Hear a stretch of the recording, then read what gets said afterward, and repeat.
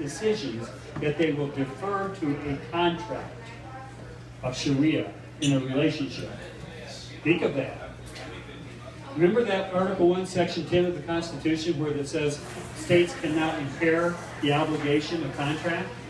They use that, and in some sense it is true that if a man contracts with a woman to have Sharia law govern their marriage, that the judicial system will recognize that contract agreement between those two. It's almost like wedding vows.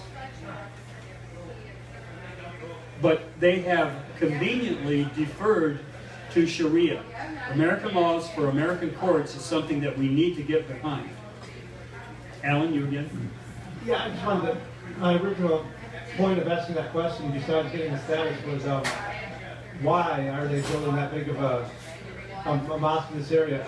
Are they, is this for the refugees? Are they planning on shipping refugees here? Oh, they already are. They are.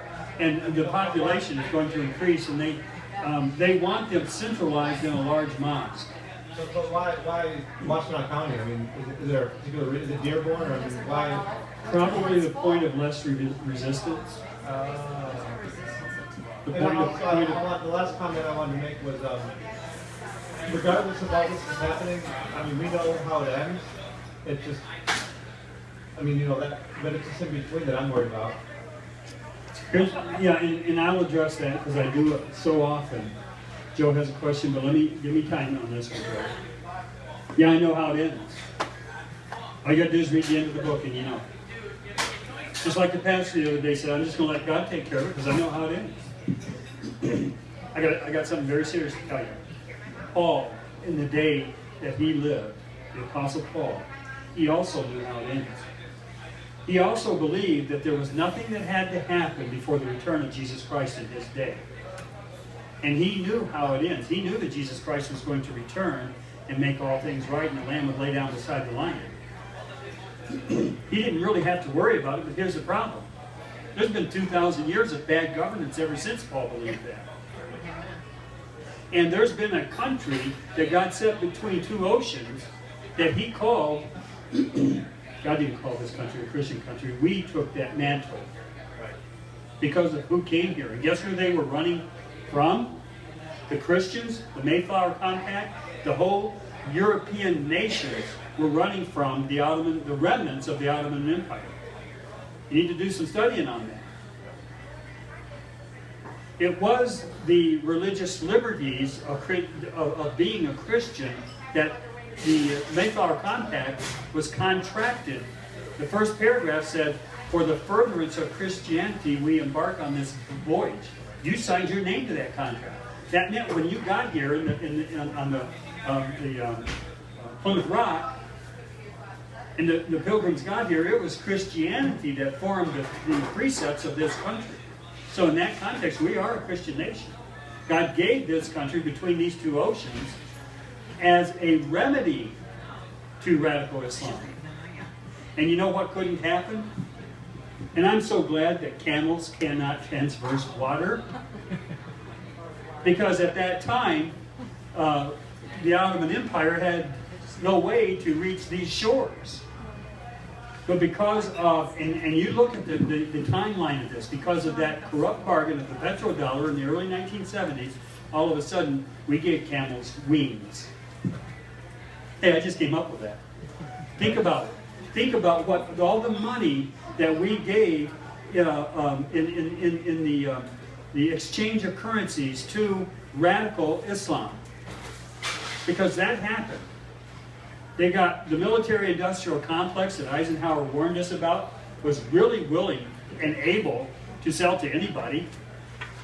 And they're willing and able to stir the pot if peace was to break out somewhere, to see to it that it doesn't.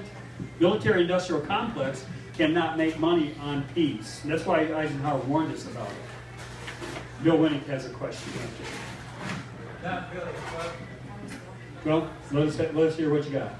I don't know if you heard on the news that the mayor of Seattle is talking with the banks and that to think because Muslims aren't allowed to pay interest, he wants them to give them home loans without interest. I know, and I know Dan didn't benefit from it with that. How about if I was to take you to a bank in Ann Arbor that already gives Sharia compliant loans? They do it. It's already there. I can't go get one of them though. I can't go to that bank and get an interest-free loan. See, in Sharia law, you can't charge interest. But they get around it by saying, okay, I'm not charging you interest, but you are required to pay me 3 payments over after you get the loan paid off. I don't know. That's interest. That's paying for the loan. I don't know. It seems like interest to me. Go ahead, Joe.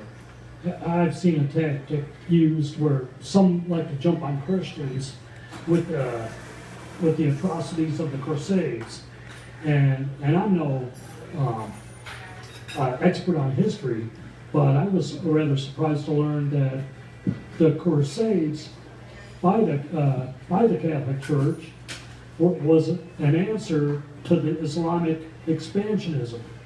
It absolutely was. The Ottoman Empire overtook Jerusalem. And what I'm trying to ascertain here is that now we have these refugees coming over here, and I lost my train of thought. That's not hard to do. It'll come to you. We are a benevolent nation. We are a Christian-minded people, even though those who aren't Christians. We will receive refugees, and we will continue to do that. But when they don't have to have paperwork, when it is that they are automatic, see the Catholic services there's 9 contractors she was talking about, and do some research on this. And it's because initially they want to do good for people who need. That's the mission of most Christians. But when it becomes government paying, making a business out of it, that not only these 9 contractors of social services minded people, they have hundreds of subcontractors under them who bill the government taxpayer money for giving refugees, undocumented mostly, welfare, better living than we give the illegal aliens. All of a sudden I'm feeling sorry for the illegals. But neither one of them is right. How do we know what we are fomenting? Go ahead, Jeff. He is a poet. My train of thought just came around the bend. That's a long bend. I just come to West Virginia, and I said the hills down there are so tight, they're so curvy down there, that we actually saw our own taillights. Go ahead. Now, I don't think it mentioned it in this video showing, but what we watched over at the Western Washtenaw Tea Party with John Taylor, that was a little more extended. It had Dearborn listed as number 2 of something, and I can't remember what that statistic was. Refugee drop-offs. Oh, okay, so... You know who was number 1? Grand Rapids. Grand Rapids, oh, okay, that's what I thought. Yeah. That's what I wanted to verify. And Why are they picking Grand Rapids? I got the answer for you. Now listen carefully. Grand Rapids is one of the most Christian-oriented cities in Michigan. Those are conservative. And they're conservative. And so when you blend them with a lot of diversity, and if it happens to be Islam that can turn radical, then what you have done is diluted the opposition. That's what you've done.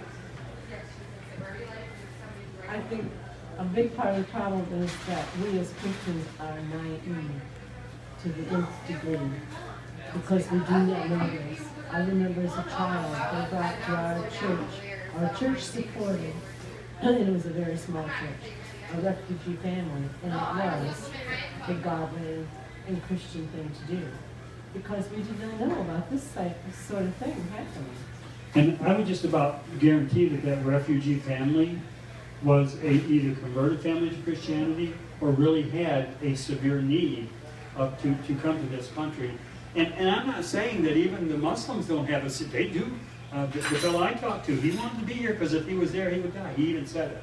So they have a severe need. But my problem is we're not giving Christians equal access to the refugee status. They're over there with their heads being put on a stake, folks. What are we going to do about that? You know what I think we're going to do about it? Absolutely nothing. And the reason is because we want our guy to get elected, or we want their guy to fall on their face, or her face. But we won't consider the things that are more important than getting people elected.